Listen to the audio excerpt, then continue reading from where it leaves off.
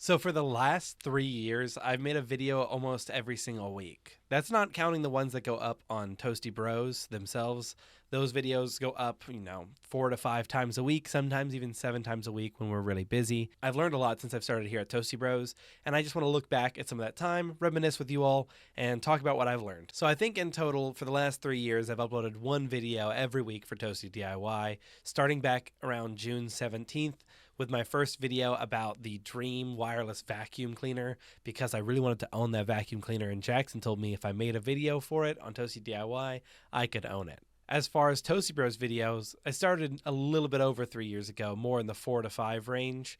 And with them, like I said, 3 videos a week since I started, that number's definitely well over 182, probably more like 500 or so videos that I've edited since I started working here at the Toasty Bros. And I'm really proud of what I've accomplished and what we've done here with the channel. And let's just talk about some of the things that I've learned from this and some of the skills that I've gained that I'm very proud of. Sounds quite simple, but if you've ever tried to make your own YouTube videos, staring a camera right in the face and acting like it's a person is a difficult task to just jump into. Some people are built for it, but it's taken me years to get to this level of comfort in front of a camera.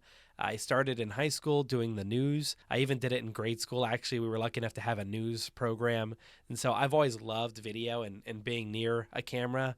I always thought that I'd want to be in front of one, but after finding out how much I enjoy editing, I learned behind it is where I really think I thrive. However, there's not always content that's made for you, so sometimes you have to make your own. I'm lucky enough that I get to do Toasty Bros and edit video as my full-time career, but I do every so often get to make videos on Toasty DIY, and it's a real change and a luxury for me to get to practice that skill.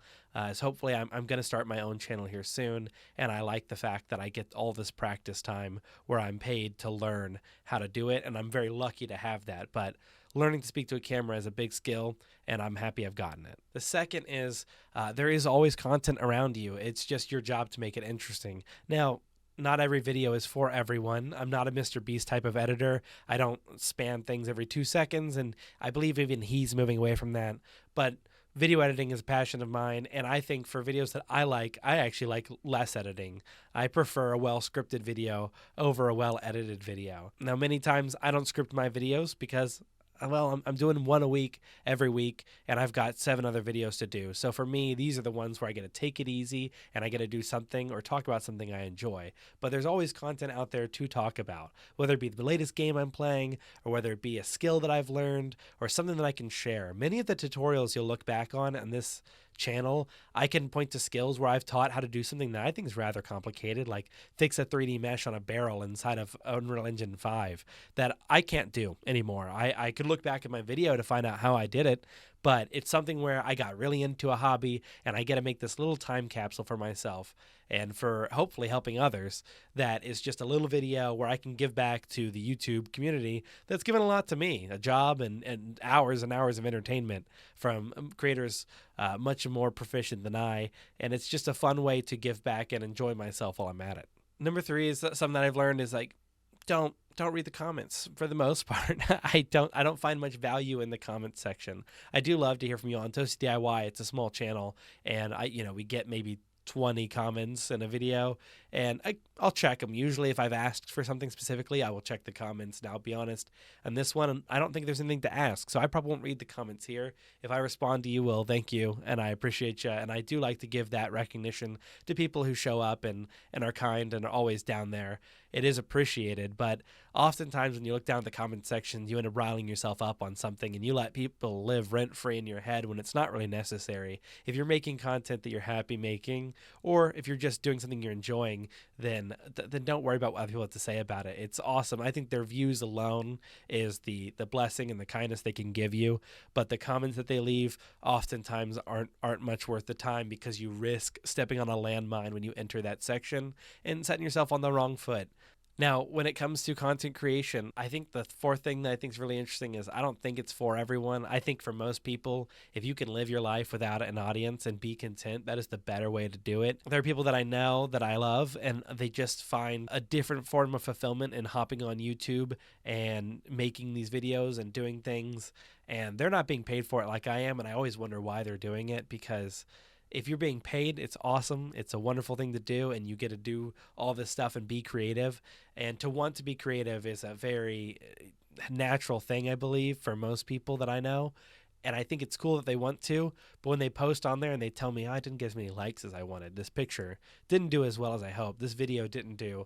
And I don't get me wrong, I have these same feelings, but letting themselves become upset about the time they've put into this, something that they should have enjoyed doing.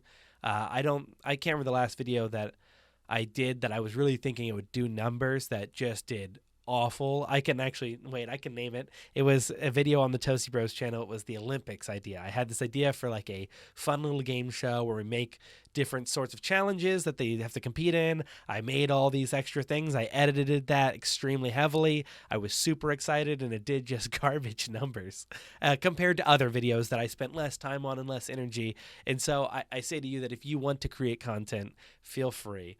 I don't think there's much value in creating content unless you think you are going to have a good time doing it. They never create content as a way to make money. It's just not worth it until you are making money. And I know it sounds silly because you won't make it unless you do it, kind of vice versa.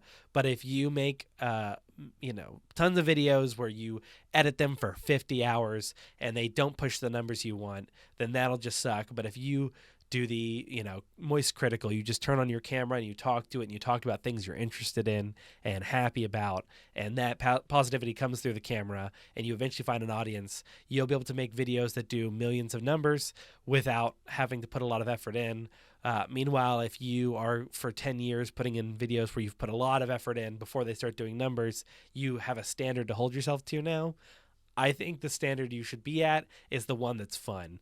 The moment it stops being fun, maybe don't do it. Unless it's your job, don't work on it. Do what's fun. Maybe working on it is more of a hobby for you than it is for me, but there's a level of effort I can put in. I watch these players for RuneScape do these crazy Ironman. I could never. I wish I had that tenacity. I don't have it. That people like Settled and Frame, they have that dog in them. I don't. My dog's dead. I'm doing just fine without it, but I've been lucky to be able to work under Matt and Jackson to get that far. But after making videos for this long, I've just learned sometimes I just want to have a dialogue. I want to talk about something that makes me happy, and here we are. And I think on that note, I can just say that even if you put in your time and you put in effort, you're not always guaranteed results. So don't be bothered by that. I've put in, like I said, 3 years. This video, maybe it'll reach out to a few of you, and I'm glad if you made it to this point. I appreciate you. But it's not always going to do great, and that's fine, and you're not always going to succeed in the videos you make. You never know what'll be a snap hit. I've had videos that I thought were just booty water that came out that I made on a whim. I have an obligation to make these videos at times, and other times I have the privilege of making them. In this case, I think this video is one of those ones where it's a privilege. It's a privilege on a deadline. So the matter of the fact is, though, that this video, whether it does 1 million, if it did 1 million, I'd be shocked. But if it does under 1 million, I'll be just as happy. I'd be happy with 5 viewers, 10 viewers, and maybe a comment saying, good job. If you do that, that'd be cool. If you don't, I'll live. I'll be fine either way. The comment section, like I said, is a dangerous place. So if there's anything I've learned from this time, it's that I don't draw much of my worth from the numbers we put in videos. I draw a lot of my pride from that. I think that's very cool when our videos do very well, or when I have one that does very well. I'm very happy. But I've gotten past the point of, oh my gosh, did you notice I got 10,000 views on the video? Now I'll tell that here at work because it's a cool thing for us to share when one of our channels is doing well. But beyond my fiance at home and being like, hey, I was really proud of this one. I made this one. I thought it was really cool.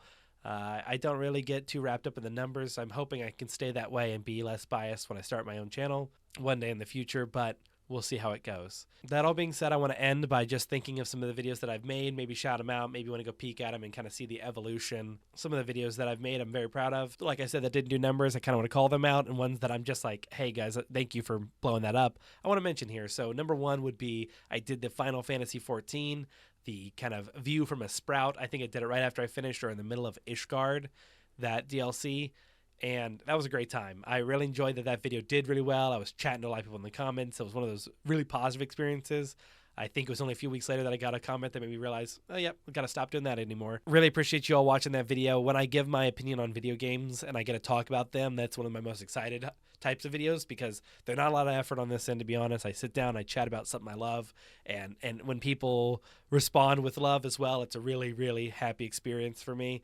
So thank you all for that, because I got to do the same thing for my old school RuneScape Leagues experience. That video came out recently, did about 2,000. That's awesome. I was really proud of that. I have a video from a long time ago. I think my best video on the channel is actually me reviewing the Lockpicking Lawyers lockpicking set. That was such a scuffed video, and I appreciate you all for watching. I don't know what the comments are on that one because I'm not proud of that video. It did great, and I appreciate you all who did watch it, but don't know how it did the numbers it did. One that did really well that one that did really poorly that I wish did better was do writers have to try anymore, or is gaming going downhill? Might have been the name of the video, but it was just me ranting about Starfield. But it was my first real attempt at like a video essay style.